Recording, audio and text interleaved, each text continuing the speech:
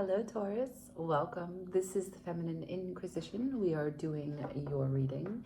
We're going to go past, present, and future, clarify, have full dialogue with the cards, take what resonates, leave what doesn't. Here we go. For Taurus, can I see the past, please?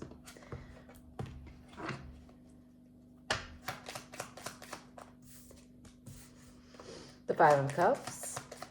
Taking a look at the past.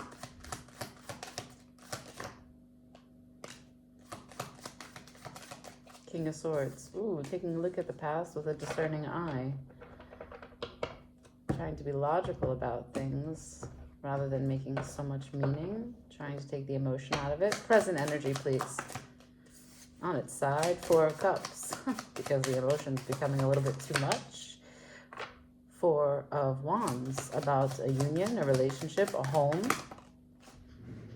Nine of Cups on its side, wish fulfillment, something you've been working to for a long time. And the Six of Cups, the soul connection. Another card of the past. Transitioning from the 5 to the 6, recognizing what it is that brings you pleasure. But with the King of Swords in the past, something tells me you're making your way to have emotions, have more of a presence in your experience. Can I see future energy, please, for Taurus? The star, the moon. Wow. Say more? No, I think that's enough for the present and for the future. The bottom of the deck, I have the King of Wands, right? So yeah, it looks like there is a leadership approach that's happening. For what fires you up, for what enters your soul and keeps you full, what you feel connected to, right? What's interesting for me is that all of the present energy cards are all on their side. So nothing is really confirmed. It's free will, Taurus. Free will. And I think at this moment, you're sifting through exactly how you feel before you move forward. So in the past, the Five of Cups to the King of Swords, there was a cold, objective way that someone, either you or someone you are connected to, ooh, that's a mosquito. Someone is trying to get me. Maybe someone's trying to get you. I don't know. Do they want blood? If I have to kill the mosquito on screen, I'm sorry for those that will be offended. But please know, blood will be shed. So, someone, either you or someone else, took a very objective, cold, logical approach when it came to looking at disappointment. Now, one of the biggest things that I always say about the Five of Cups is that there is so much wisdom in what this sadness is that's in the Five of Cups. Number one, it's wasting time in the present about the past. Now, it's shown up in the past, so perhaps you've moved away from the sadness, but not because you actually understood what it was that was making you disappointed, but rather a detachment, right? The King of Swords would be the detached, objective, higher view, but not necessarily understanding the full meaning of it. What I always say about the Five of Cups is that why the disappointment, why the sadness, why the regrets show up in the first place is because at some point, some experience had you forget that experience is on a spectrum, and you created a duality where there is just a polarity. Everything is this and also that. It's opposite. And so if you try to separate the two, you cut yourself off from both. And that's why typically in the traditional illustration of the card, you see a man who is separated by a bridge. 2 cards are still standing, so it's a matter of perspective. 3 have been spilled, but there's a water that's running in front of him, a stream, a lake. It depends on what deck you're talking about, but all he has to do to purify his experience is walk to that water, fill those cups, cross that bridge, join the rest of the world. The separation is not something that is happening to him or her, but a mechanism of their own distorted perception. So in the past, an experience is there,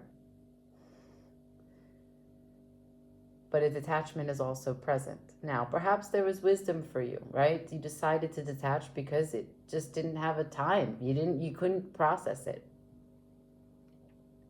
Perhaps you think this is how emotions should be processed. This is getting into the head and out of the heart. Both of these cards are not your element, right? So we're dealing with cups, we're dealing with swords. You are earth. In actuality, I don't have any earth on the table. So if we move into the present, we've got the Four of Cups, the Four of Wands, the Nine of Cups, and the Six of Cups. Again, all on their side. Four of Cups is going to be more detached, but this time it's emotional detachment. This is guarded energy, low-level rage, boredom, apathy, disassociation. This is a deep contemplation, but in the process of contemplating your own emotions, you're not available to see what it is that is actually present for you. It's an over-identification with the self, really. It's a holding pattern, right? So there's some level of expectation here. Whenever we have four, we have the rigid ways in which humans complicate things. The Three of Cups, which precedes the four, is jubilation, joy, sharing, connection. The Four of Cups, the aftermath of that. Did it not bring you what you were anticipating? Did it bring too much? Do you feel isolated now after all that energy exchange in the gathering and the togetherness? But this Four of Cups is preceding the Four of Wands in this present spread, which means that there is a detachment or potential, because it's on its side, a neither confirmed nor denied detachment from a neither confirmed nor denied union. So it's 4-4 back to back.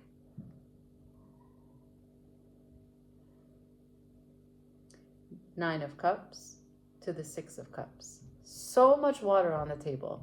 The Nine of Cups is a wish fulfillment and a management of how it is that you could maintain your joy, maintain your emotional landscape, fulfill all of your obligations to keep you satisfied.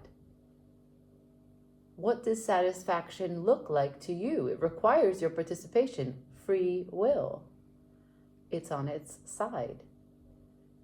With the Six of Cups here, this is the Lord of pleasure. This would be any sort of deep connection, nostalgia to either your past, meaning your family, right? The gifts that they have given you into this life, all the blessings that you come into this life with, that you can lean into, but also how you share that, how you share your story with others.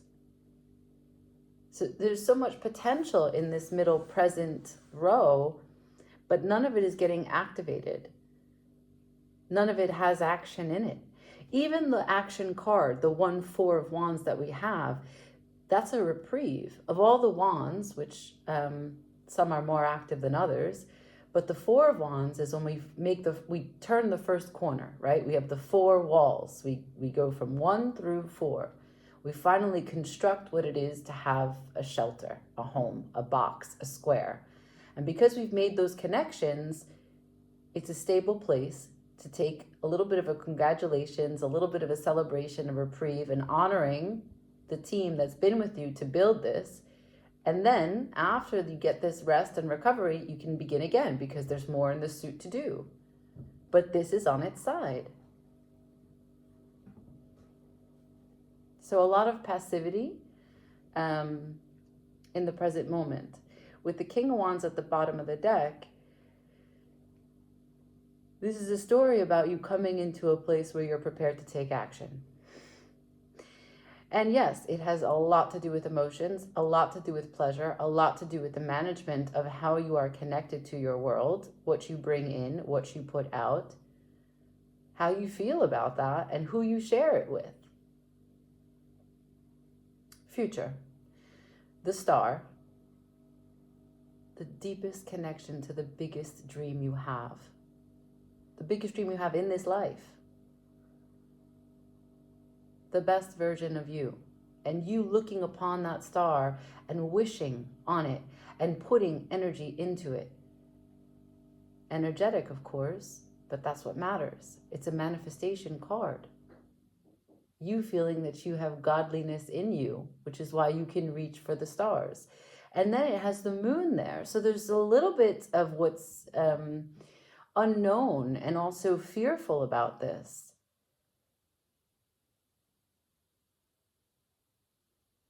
There's a lot of potential. Because you have the Nine of Cups in the present, what you do now allows you to see more of that moon, uncover how you really feel, uncover your aptitude to make good on this star. A story about coming into the King of Wands, coming into more leadership for your actions. So I'm gonna do that. Switch decks. We're gonna go into the Tower of Mystical Moments. And I'm curious in the past what it was that the King of Swords discovered, right? Because he's great at making law, deciding what it is that's best for everyone from an objective standpoint. He considers himself a civil servant, even if he knows nothing about the lives with which he decides things for. Show me what the King of Swords discovers here about looking on the past. What does the King of Swords in the past find out? Decide, really. What is he determined about? I got the Sun to the Eight of Cups.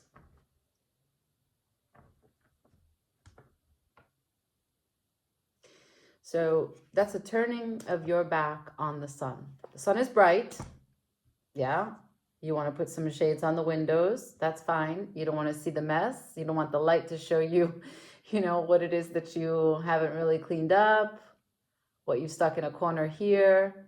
You don't want the light to show the wrinkles on your face from this life that you're living, this wisdom that you're gaining. The sun is consciousness. It's also happiness. But it's bright. And it's a lot to take in. She even has one eye covered. A dark spot on the sun.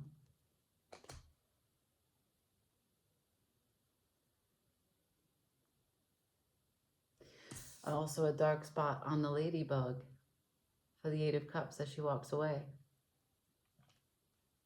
So I'm going to be very careful here because sometimes when we look on the past, it's painful. And I understand that. But the sun is not here to just blind you. It's here to give you insights, a deeper connection to truth. Once you see things under this light, you can have a better relationship with reality, with yourself and with others. And if you detach Eight of Cups, as the King of Swords has decided, what the King of Swords has determined is that this is not working.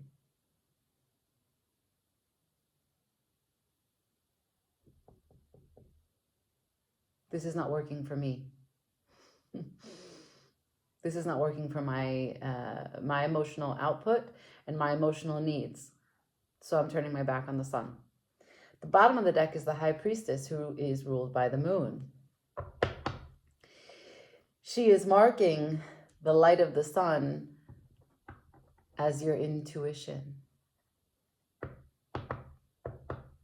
The King of Swords decided to turn down the volume on the intuition about something that you experienced in the past, or that something in the past now is making you reflect upon about a further past. I get the sense that this is something actually really, really far back, but that something in the recent past is making you reconsider. Not reconsider, like change your mind about it. Just something just triggered a memory, a relapse. Like, ooh, why did I just think about that? What about this is making me think about that? Well, it's probably you. You're the common denominator. And whatever experiences you had in the past, however far back past, like past, it's still you in the recent past. Okay, let's go deeper. I'm going to clarify the Four of Wands to see the context that this Four of Cups exists in, as well as the Nine of Cups and the Six of Cups, because all of the cups that surround this Four of Wands, imagine all the cup cards are the takeaway from the actual concrete, stable place of the Four of Wands, which is the home, the core. Can I see the Four of Wands, please? In the present energy for Taurus, the Four of Wands. Fire is lighting you up here. Even the sun is fire. It's Leo energy. So for the Four of Wands, I got one card. You want to be tight-lipped now. You don't like what I'm saying, and that's okay. That's okay. I got the Page of Pentacles, and I have it kind of almost in reverse. So the Page of Pentacles, she's a watering can. But I got it like this. The bottom of the deck, I have the Hanged Man. Yeah. You can give about this much, or you just will be thinking about how you can bring yourself to give this much. Now, what's interesting is that the Hanged Man hangs himself on the tree for enlightenment, for perspective. And usually in any illustration, you'll see this brightness of halo, this white or this yellow blaring rays out from his head, which is very like the sun, because it's consciousness.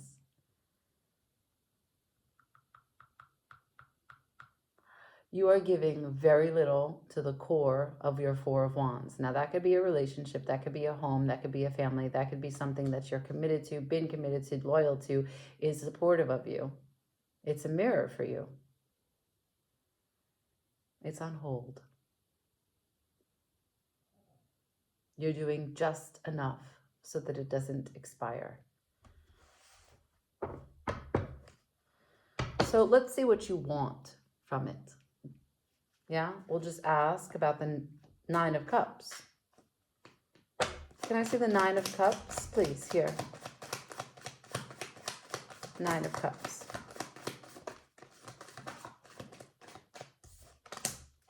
The Knight of Swords.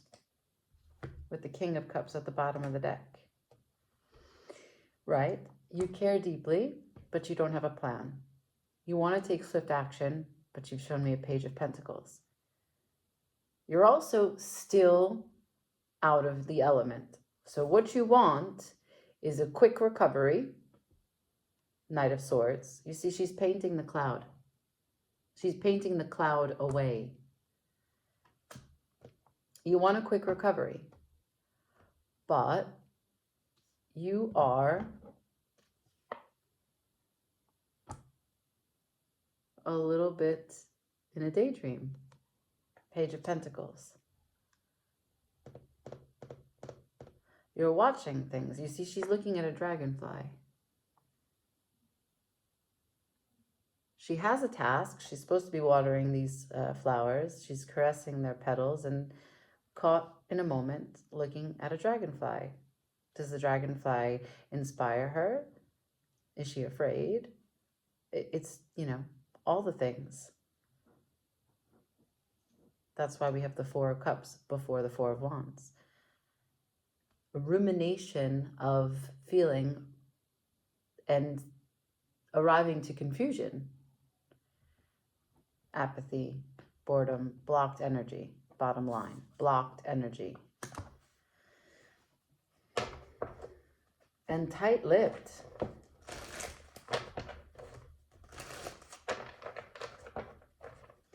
So, can I see the pleasure here? Can I see the Six of Cups?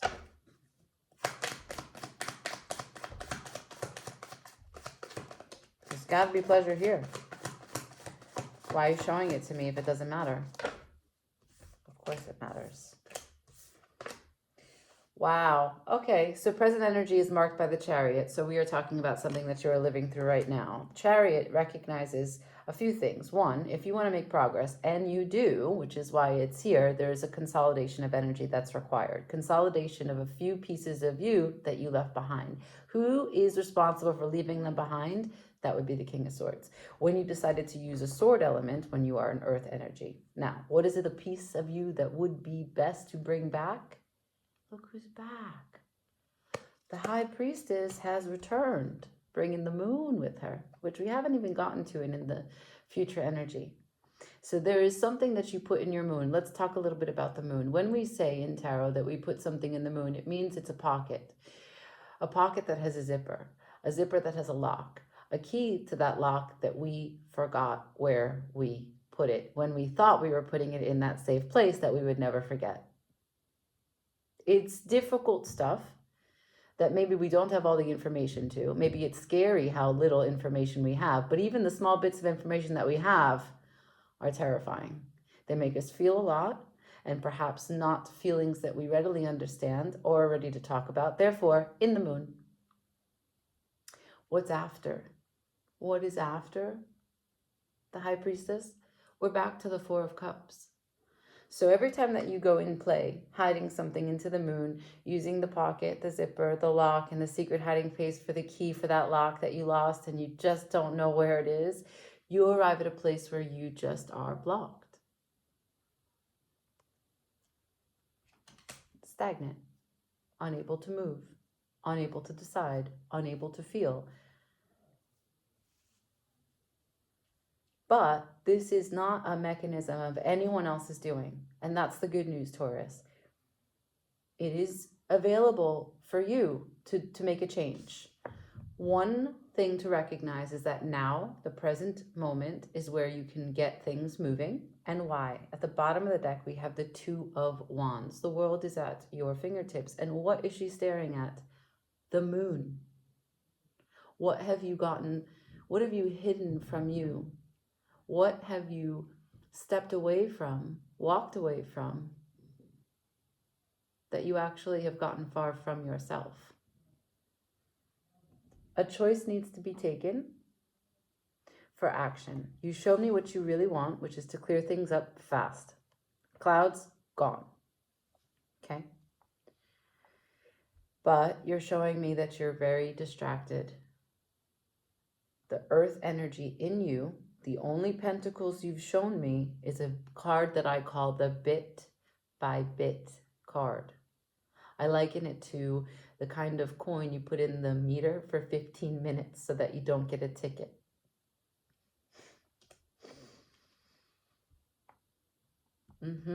All right. I got a better picture of the story now. You are running away from the sun and the moon simultaneously. So where do you want to live? In the dark?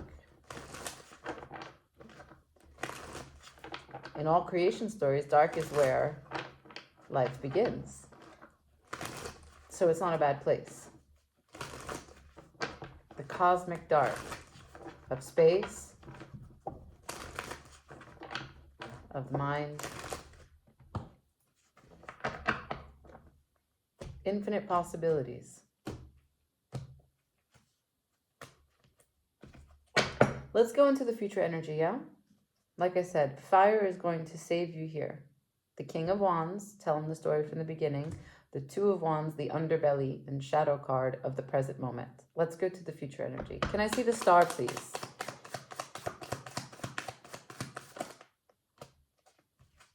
The star. The Nine of Swords to the Two of Swords to the Queen of Wands to the Queen of Swords. Bottom of the deck. Three of Wands. We just keep moving with the wands. Okay, so to take action stresses you out because you're trying to take action with your mind. You're showing me Nine of Swords to the Two of Swords. You cannot take action from this place. This is not your element. You see, how can she make a choice from this place of crazy. She doesn't have a clear mind. Birds living in her head. 9 of Swords. All those perspectives, none of them real. None of those eyes are real, right? All those considerations for all those swords flying above you.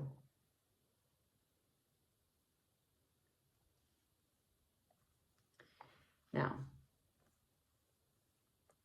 Queen of Wands to the Queen of Swords, both upright, talking about how can I make sense of what I'm connected to in the highest idea of myself, the biggest dream I have in this life. It's great to have queens here. They know they have a complete assessment of the situation, but they're not your element.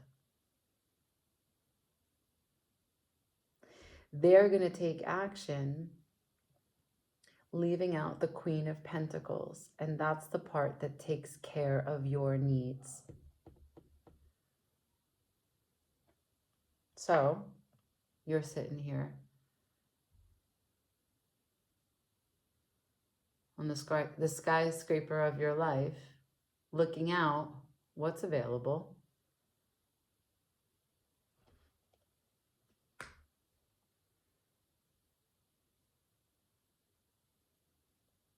But you've left you behind.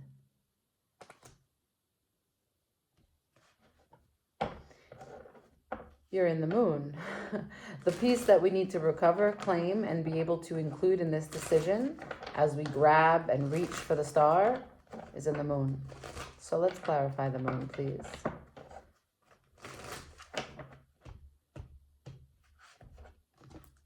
Show me the Moon, future energy for Taurus.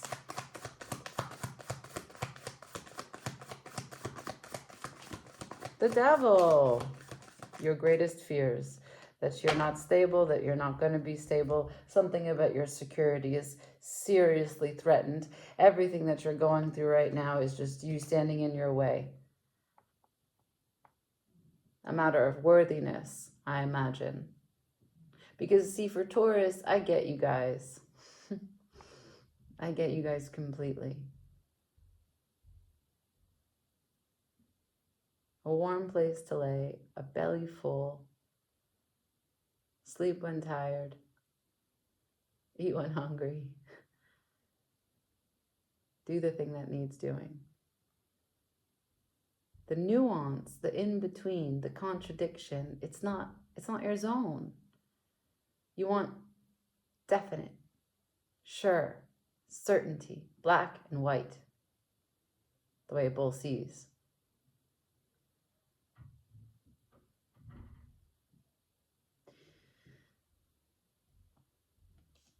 After the Devil is the Death.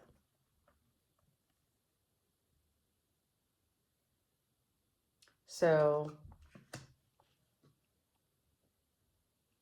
the Devil threatens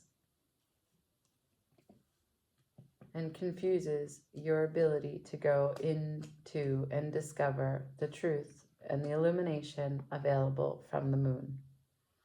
The Devil disguises itself as the fears that whatever you have to decide is going to be the death of you.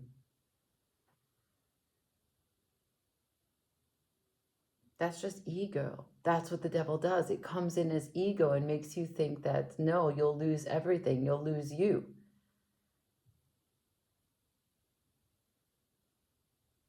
It's not the case. Empress underneath.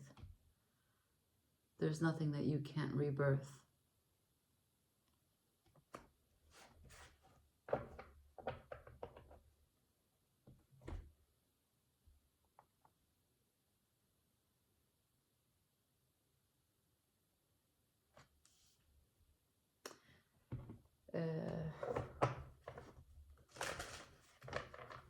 I'm going to use the light seers for advice just because the light is what we need. Can I have advice, please, for Taurus? For Taurus, can you show me light? What light and how to apply it? What's necessary here for Taurus. Please and thank you. I'm just going to go through the whole deck and see what comes out.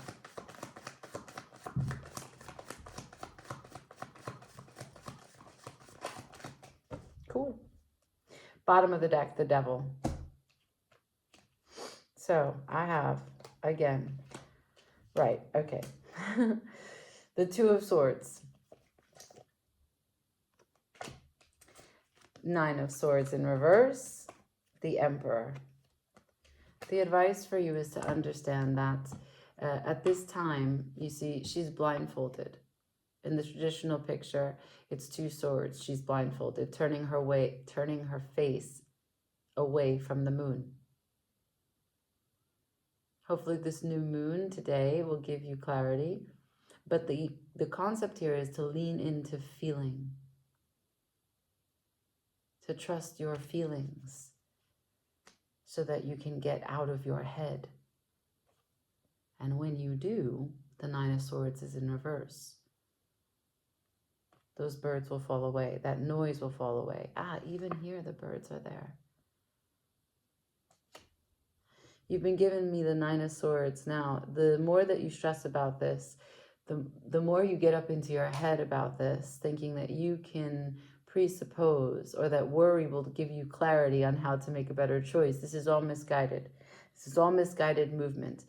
And if you were an air sign, we would know that it's commonplace for air signs to overthink. So the message would be different. But here, this is not your zone. So this kind of stress is not something that you are used to. So you might find that you're very sleepy, very tired, right? When Taurus energy is stressed, they sleep. So it is very difficult. It is very taxing. It requires a lot of energy to avoid something rather than just face it. Remember, you are a bull. There is nothing that you can't go through, get through, pass.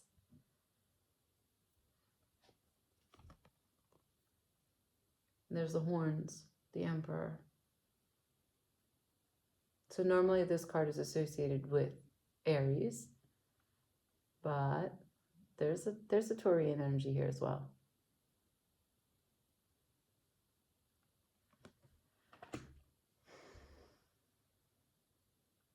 So much of what is required for you is to learn and to know your devil.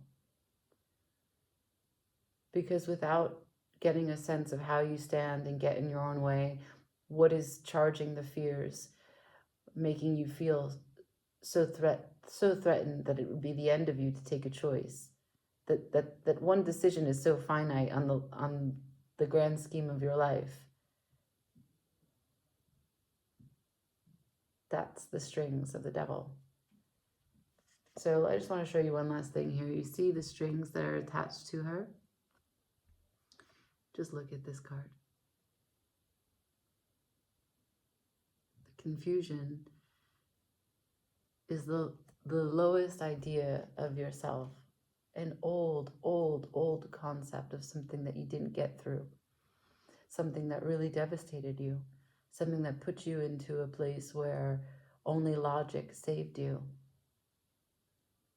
And there's a great fear that you're reliving something. So you think that the moon is saving you. Just put it into the moon, put it into the moon. But actually, facing it now is going to be something that brings you to this next chapter of healing. Getting to know yourself better brings you into an area where you can use fire to burn away the confusion. The Empress, I don't know if you know, but this is a Venusian card. Venus rules Taurus and Libra. So this card is a confirmation that you can come into your energy. You can come into your own. There is nothing that you cannot get through.